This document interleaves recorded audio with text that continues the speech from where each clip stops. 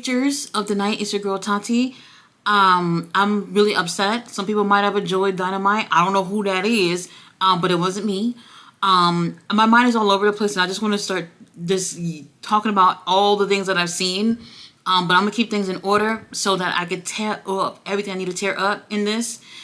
We started off with Jon Moxley, basically what happened after the attack on Danielson, and well, Jon Moxley and everybody that participated in that whole foolishness, betrayal, was leaving the building. 2 feet away, you see Danielson being taken to the back by the doctors, the referees, and Willa Yuta. Oh my God, Willa Yuta. Willa Yuta didn't even know what was going on. Lord have mercy. Then Moxley outside by some little ugly ass car talking about, long story short, it seemed a little bit more like jealousy to me. He's talking about how there's a lot of egos in this company, and how the lordship William Regal, he didn't say his name, but we know he was talking about, basically saying all these nice things about Danielson, and how he said Danielson is a perfect wrestler, which we know is true. And then, he goes on to say that he's the king of this diplomacy, and how he chooses war. Everything he was saying there really truly makes sense, at least not at that moment. And then he goes on, him with everybody else, he says, I'm not a villain, I'm not a hero, blah, blah, blah.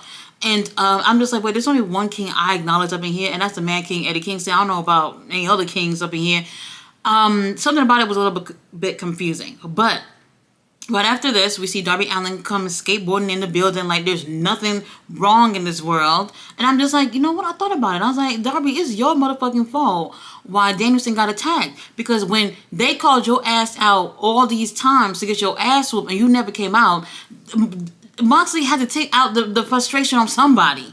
And unfortunately, it was Danielson. Now, after this, our stepdaddy, he comes out to the ring with his little contract and a clipboard thing. And Shivani's over there asking questions, being useless as usual.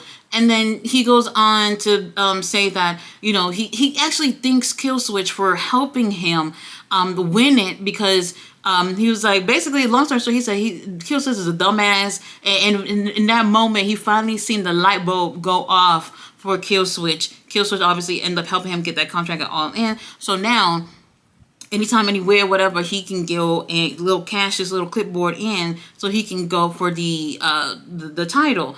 And the crowd is chanting Luchasaurus, Luchasaurus. And then Christian's like, oh, well, I realized that, at that moment that he's mine. I'm just like, oh, he's yours. Can we share? Like, I would not mind sharing Luchasaurus. That's neither here or there. Yeah, so that's pretty much all he had to say. Talking about he's a monster, he's a wrecking ball, he's a killer, and all these things. And I'm just like, oh, okay, it's cool. Then he goes on to say, I wish it was your wife who has CTE so that she can forget what I'm going to do to you, Danielson. I was just like, holy shit, he's wilding right now. Absolutely insane. After this, we have Renee Paquette back there with Uncle Don and Will Ospreay and them, Takeshita and everybody. Then Uncle Don was like, there's the tag team gauntlet matches later on tonight. I need you to do me a favor and team up with Fletcher. And I'm just like, Fletcher? I'm just like, wait a minute. Takesha's right there and you asking Will Ospreay to team up with Kyle Fletcher? And then it's at that moment I knew some fuck shit was going to happen. And I'm going to get to it in a second. So then, Will Ospreay was gonna say no. He was like, I got a lot on my plate, bro. I have this title and the Ricochet, he's bothering me and all these things. And I'm just like, bro, you're gonna say yes. And then Don Callis was like, well, you said you would do any favor for me, and I'm asking you to do this favor for me. Then this bitch ass Will Ospreay said yes, and now he's gonna be tag team partners with Kyle Fletcher in the main event. And then we'll get to that or whatever the situation is. I'm over it. TNT title on the line, Scapegoat, Jackson Perry versus Lio Rush. I actually did enjoy this match. I don't think we've ever seen them in the ring together before, at least not that I can remember. Jackson Perry, he come out there with the Scapegoat bus, and I like it. I like the look that he has with this character. I think it's great. I think he should ditch the young fucks and just do things on his own, because I think he's actually been doing things on his own, and I love the presentation that he has for himself. Whatever. Great match. Lio Rush, we're glad to see you in the building or whatever. what can I tell y'all? But the TNT title didn't go nowhere. We all knew that it wasn't going anywhere. I just want to see Jackson Perry in some like a big storyline. He's a young guy. He has a TNT title. We need to make this a little bit more of a bigger deal, Tony Khan. I don't know what we're doing. Let's move on. Now we have Renee Paquette back there, talking to Hangman Adam Page, and Hangman was talking about, oh, if anybody was trying to get in the way between me and Swerve, if we try to protect him or anything, I'm gonna find you, I'm gonna hurt you. And I'm like, what is he going off about? Nobody tried to help Swerve at all. Prince Nana was over there and didn't do a damn thing. Who was gonna help Swerve? So I don't know what he was talking about, but he was babbling about that. Now, as he's walking away, he ends up hitting some useless security guard or whoever that was, I don't know. And then he looks at Top Flight, and I'm just like, no, don't, Top Flight, don't, they okay, leave them alone. Then he sees Dark Order. Dark Order dressed up like they're gonna be on the show or something, for real. They're not on the show. And then he has a little stare down with them. I guess they're not friends or whatever situation is. And then Jeff Jarrett comes out there and talking about, my family been running wrestling promotions for 3 generations and all this stuff. And I'm just like, get to it, Jarrett. Long story short, he's like, if you ever put your hands on my wife and all this, I'm like, get to the point. And long story short, Hangman just whipped the shit out of him until a lot of people came out and just kept the whole thing from happening. Man, a whole bunch of foolishness. And to be honest, Hangman, just get in the ring with Jarrett again and put him out of his misery. I'm over it. So now, Private Party is coming out to the ring with Commander and Alex Abrahantes. And I'm just like, I didn't know y'all was booked to be on the show. Okay, I was like, I haven't seen Private Party on Dynamite since like God knows when. And to make matters worse, Commander was already out there, but to make matters worse, Alex Abrahantes started doing that Private Party dance when they started humping the air and stuff like that. I was just like, oh my God, I just threw up in my mouth. Oh my God. They make it out there. There were some people in the ring. Their opponents was already in there. I didn't even get a chance to see who they were because John Moxley and them came out there and attacked everybody that was in that ring. And I was just like, just when I thought Private Party was going to get a little bit of TV time, and that was it. They got their ass whooped. Marina's doing the Lord's work, putting, what's his name? Commander in like a guillotine choke. And I was just like, yes. Commander, you was at the wrong place, wrong time. You know, sometimes it happens, whatever. But Private Party didn't deserve this. They did not deserve this at all. And then Pat gets on the mic talking about how he was lost and now he's found and all this shit and how this diplomacy has failed us and all that stuff. I don't know what the fuck they were talking about. I have no clue what they were talking about. Still one of those things where it felt like they were speaking in riddles a little bit. And honestly, I was like, you know what, Pat, you're a bastard, so maybe we expect this from you. But Claudio, I can't believe you were in this. I still can't believe Claudio. Whatever. All this shit is weird. We had the learning tree coming out in a Bentley, a beautiful Bentley. And Chris Jericho, long story short, he still has Orange Cassidy book bag. And low-key, I thought that was Hook book bag for a second there. You know, I don't know what the hell. They're like the same people. He has the backpack. He said that $7,000 wasn't in it. But he found something interesting in that bag. And I was just like, oh, was it a dildo or something in that bag? Something. Whatever. He has that orange, technically it's orange. That white jacket that Orange Cassidy put all the orange juice on. He was wearing that thing. Absolutely wild. And he said he's going to show later on what was in the bag. Whoop-de-doo. Ricochet versus Sammy Guevara was a really great match. Sammy Guevara once again just doing fuck shit just to do shit, and it's just like, bro, you don't need to be killing yourself. People are still gonna boo you. It doesn't really fucking matter. But they have a really great match. Ricochet ends up taking the win, and to be honest, like, it was a different vibe compared to the match that he had with Fletcher. Sammy's very similar in style with Ricochet, so something about that chemistry I did like a little bit more than Fletcher's chemistry with him because of the similarity in style. Ricochet ends up taking the win, but I still want to see him in some type of a storyline. I know they're doing something with Will Ospreay, but I want to be hearing from Ricochet. Ricochet is one of those guys that I feel like should have had a lot of bigger things happen in his career, but he needs some time to be improving on the mic. Absolutely. Definitely check out this match. I think it was really, really great. I'm over it. Let's talk about something else now. So now Renee Paquette, who's so busy, she back there with Okada this time. Okada is acting like he's crying about how he had to defend his title, but it was easy for him to beat Takeshita and Pastor Briscoe and Orange Cassidy, and that's when Uncle Don came with Takeshita. Okada is looking at Takeshita. Takeshita is behind Uncle Don. I'm just like, holy shit, this is happening. This is happening.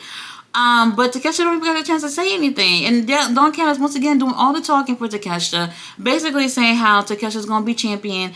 And then Okada was just like, well, he'll be champion one day, but he's not going to be continental champion. He ain't going to come get this title from me, bitch. And then they just have a little stare down. That was it. Not one word from Takeshita. I didn't even hear Takeshita breathe. Can we get Takeshita to talk, please? Oh my God. After this, we wasted 10 motherfucking minutes of TV time for Darby Allin to come out there and basically tell everybody how he was homeless for the billionth time. And John Moxley came out there as well with Marina Shafir. He was like, oh, y'all was looking for me? Oh, well, I'm here. And, they come out there and Darby Allin is over here talking about story time with Darby Allin, baby. Telling a whole fucking life story. And John fucking Moxley is letting him talk. John Moxley is letting him tell a story. And I'm just like, John Moxley almost killed Danielson the other day. And all he wanted to do was get his hands on Darby Allin this whole entire time. But he lets Darby Allin tell a story in the ring. I could not believe it. And I'm just like, who the fuck is booking the show? Oh yeah, Tony Khan. I could not believe it. After he goes on to talk about his little story and everything, Moxley, he goes on and have his little thing to say too. Now, Darby even got a chance to cut off John Moxley while he was talking, like all these things that Darby Allin, you would not expect for Darby Allin to do. And it just seemed like in that moment, Moxley had patience. Moxley was just a different person from the person who was attacking people throughout the night, from the person who almost killed Danielson the other day. And it just felt so off to me. Something about that I just absolutely didn't understand, didn't like. Now, he goes on, long story short, talking about, well, you got a title shot at Grand Slam, and since we disposed of Danielson, bitch, give me that title shot. And I was just like, oh, okay, well, we knew this was where it was going. He doesn't want to give it up, obviously, so now they're going to have a match at Grand Slam because Danielson can't wrestle. We're going to get to that bullet in another fucking minute. And then Moxley, Marina, they let him fucking leave the ring. Nobody put their hands on him. Nothing. John fucking Moxley we're talking about. If John Moxley wanted that title shot, all he had to do was put his hands on Darby and make sure that Darby would not make it to New York in 2 weeks. And I couldn't believe it. I was just like, this moment right here was a shift into the character that John Moxley is. John Moxley is supposed to be whatever he's been doing these past few weeks. Now, this little 10-minute segment bullshit that we just seen of Darby Allin even shutting him up so that he could tell his bullshit stories once again, I couldn't even believe it. I could not believe it. And I was just like, what the hell are we doing here? Marina, can you choke his ass out? None of that even happened. And that right there, very weird. Very weird to me. Now, after this, Christopher Daniels, he's back there in shambles, wearing a tie that don't even go with that shirt he was wearing. And then Nigel McGuinness come in and interrupt him, talking about the whole Danielson fiasco. He goes, well, I got some news that you're going to want to take to Tony Khan. Just come with me to the back. Now, low-key, I was hoping that Nigel McGuinness was just going to take Christopher Daniels out to the back and whoop his ass, but apparently that didn't end up happening. So we don't see them for a little minute. Now, Mariah May versus Queen Amnata, I'm over it. I'm so fucking over it. I love both these girls, but I have to say Mariah May still ending the match with a Storm Zero, doing that thing that Toni Storm do when she lays onto the ring and do all these snow angels bullshit or whatever. She's still, it's something about it is not getting a reaction from the crowd. The fans don't give a fuck. And let me just say this. It has nothing to do with being a heel. A great heel gets a reaction. Mariah May is not getting reactions. That's the point. They need to do something to fix that shit or whatever. The match was decent. And Queen Amnata, that's our queen. It would have been nice. It would have been nice to see her take the win. But the whole Toni Storm thing, I'm over it. She ends up saying that something is missing. She hasn't been able to have her post a celebration for winning the championship. And what's missing is Mina. She wants Mina. And that whole thing was just whack as fuck. You know, whatever. Young Bucks after this basically letting us know about the whole gauntlet casino match that's going on later on and how they're gonna be there. And unfortunately, we don't need y'all asses sitting out there. We don't need y'all to be out there over it. After this, we have my boys, the Iron Savages, versus the Learning Tree and them. Yeah, they end up taking the win. There's nothing really to see here. I don't understand why we putting my boys on TV just for nothing. And then after the match, they took the book bag, Orange Cassidy book bag, and what was in the bag that was supposed to be so interesting? A fucking picture of Orange Cassidy with the best friends. Nobody give a fuck about that. That's not interesting. We don't give a fuck. I could not even believe it. I was like, oh, this is it. Like, what the hell? Man, and then they cut to Orange Cassidy in the back. Pastor Briscoe and Kyle O'Reilly, they in damn, what are one of them construction things called? One of them construction trucks. Y'all know what I'm talking about. Whatever you call them, I don't know. And then he goes, oh, I have the money to pay you $7,000 for your ugly ass jacket. And then they end up bringing the truck over and they dump nothing but coins into the Bentley. The Bentley probably didn't even get a scratch from that. And people are just cheering and they're happy and everything. I'm just like, ain't nothing happened to the car. You drop coins in the car. Nothing fucking happened to the car. Let me move on.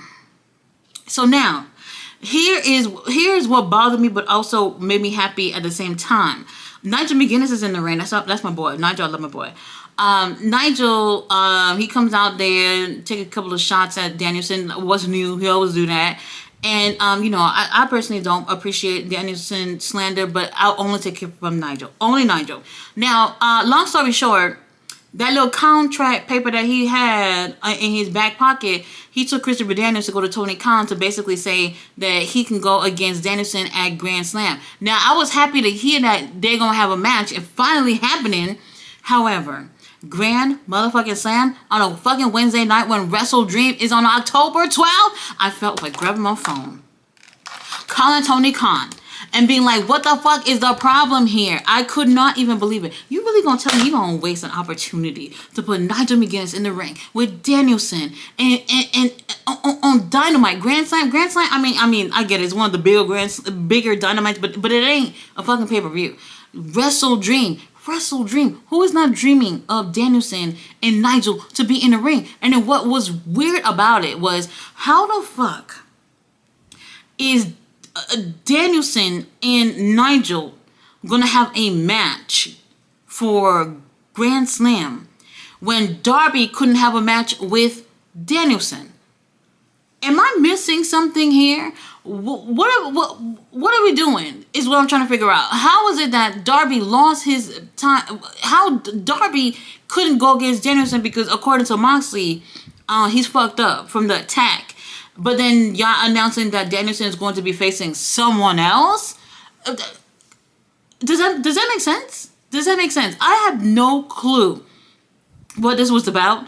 But Danielson, Nigel, whenever we get it, I guess I'm still gonna be fangirling and I'm telling you, like, I'm just gonna lose my fucking mind. I even low-key looked up tickets for Grand Slam and all that stuff. Like, that's something I would actually want to go to. But to be honest, that thing just didn't make no sense to me. I don't know what that was about. I just don't understand. He called Danielson the American coward. Holy shit. After this, Hook is doing a promo next to a whole bunch of trash that he is. And this is basically about him and Roderick Strong. How the fuck are we taking Roderick motherfucking Strong to be feuding with Hook? Of all people, Hook can't even wrestle. Okay, I'm moving on. Main event. We have... This is where I'm about to blow up. Danielson. Look at that. Look at me not even be able to make sense here. What's his name? The Young Fucks, they came out. They're sitting on the new AEW office chairs that I've been telling people about. I might get one. We'll see. First team to come out was FTR, and that surprised me. No, FTR, and then Fletcher and Ospreay. So they started off or whatever, and it was interesting. And then other teams are coming out. I'm not gonna sit here and act like I even remember the order, but all the teams that was out there.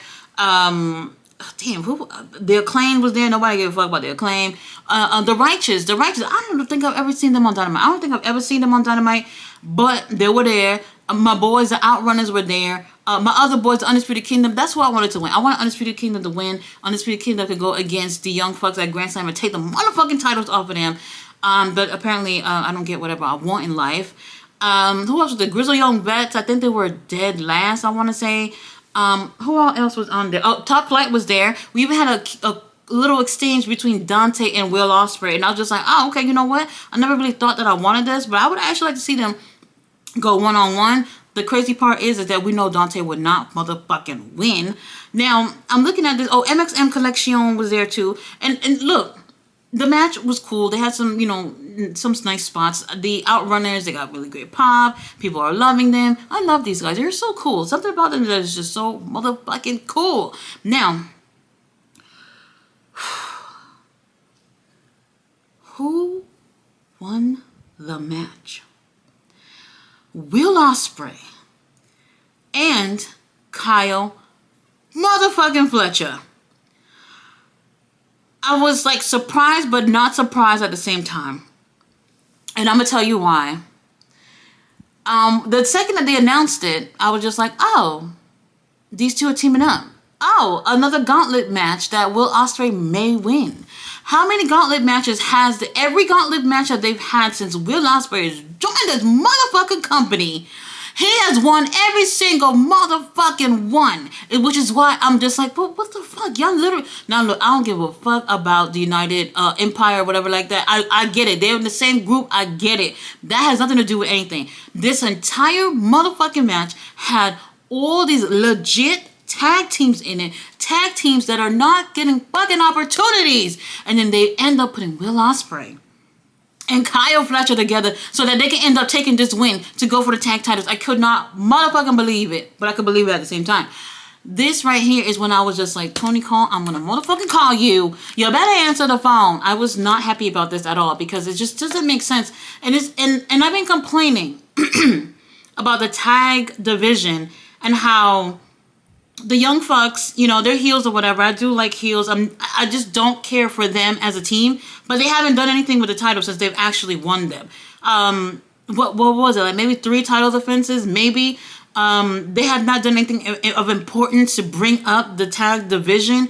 So for me, I'm over it. I'm over it. My issue here is, once again, Will Ospreay, who has been with this company since, February, I want to say, who has been getting opportunities after opportunities. They took the international title off of Roderick Strong to give it to Will Ospreay. I couldn't even believe it. Oh my God. You know what? Let me not even think about that. And I'm just looking at things here and I'm like, look at all these legit tag teams. And it made me happy to see all these tag teams get together. Private Party couldn't even be in this because they got their ass whooped earlier by Marina Shafir and them.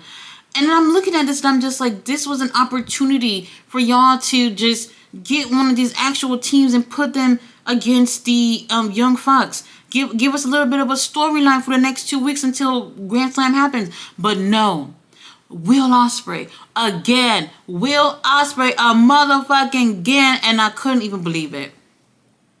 I just don't understand what it is, this obsession that they have with like certain people in the company. I understand Will Ospreay is definitely one of those popular guys, but the way y'all use them, it's like as if you want to fucking use them till we hate them. You know what I mean? And it's just absolutely insane. It's like an Orange Cassidy 2.0. Holy shit, that just scared the fuck out of me. Orange Cassidy 2.0, I can't do it. I can't deal with that. I don't understand what the obsession is with this guy. I absolutely don't. Kyle Fletcher getting the tag. Oh, hold on. Did Kyle Fletcher go on to say, oh, you're my best friend? I can't imagine anyone else that I would want to be in a tag team with. All these things as if Mark Davis didn't fucking exist. I couldn't even believe it. I couldn't even believe it when he was talking as if Mark Davis never even existed. Just to say all these nice things. I mean, I don't know what's happening. I am... I don't expect the show to just go my way or anything, but I'm just saying, like, in terms of fans, we're watching these shows, I understand, like, there's a little bit of a mystique about what's going on with Moxley and them, But at the end of the day, it's like, what the fuck? What is happening here? John Moxley almost killed somebody, but then he let Darby Allin tell him a bedtime story in the middle of the ring. I can't even believe it. So now we had that whole thing with Danielson, who can't wrestle at Grand Slam against Darby, but he can wrestle against Nigel McGuinness, which is a bigger threat than Darby Allin, low key, for real. And I'm just like, what the fuck is happening here? And then we go on to the main event where they have all these legit tag teams in the motherfucking ring, and none of those guys can get a title shot. Top Flight been fucking in this company for God knows how long, eating up and catering and everything, and don't even get no title shots. I mean, MXM just got here, but I do like them. They're really, really cool. FTR, no, hold on, no, let me not bring up FTR. I don't want to see that. Shit, the fucking Righteous, like, these are really great teams. All these teams have been teaming for a really long time.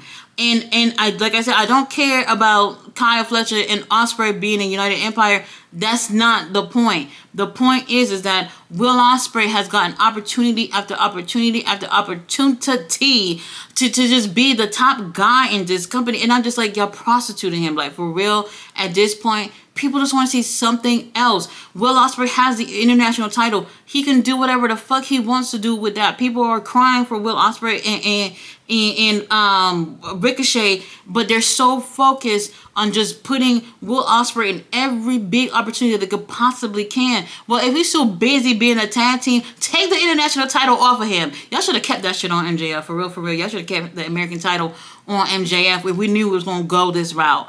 I am just... I don't even know. I don't even know what to say. I just feel like this is just so crazy. The favoritism that we're seeing with Will Ospreay. I don't understand what this is about. If I was Will Ospreay and I was getting booked like this, I would have just probably said to Tony Khan, you know what? Let me focus on the international title. Let one of these teams get an opportunity.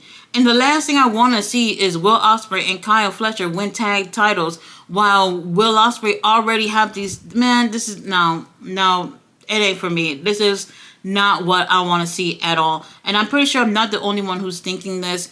I just wanted there to be, like I said, there should be a revival for the tag division. And what, Will Ospreay's gonna do that for us? You got a title on him. Let him focus on that shit. I'm motherfucking over it. Y'all know I'm gonna be real about what I see. I'm not gonna sit here and bullshit y'all about things on AEW just to sound great or whatever.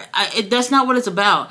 We have to be honest as consumers and being like, I'm seeing something I don't like, and the company should know that, because without us watching, they can't keep the fucking lights on to put a show.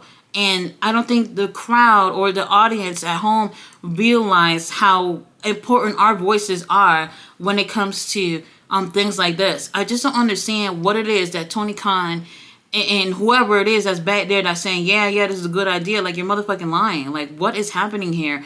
I want to see better things for AEW, but at this rate, you know, some of these things are just so questionable, and nobody's questioning it but me, right? Weird. Absolutely weird. Y'all, thanks for watching my review. Tomorrow, y'all know, Ring of Honor. We'll see what the hell happened with that. I'm fucking over it.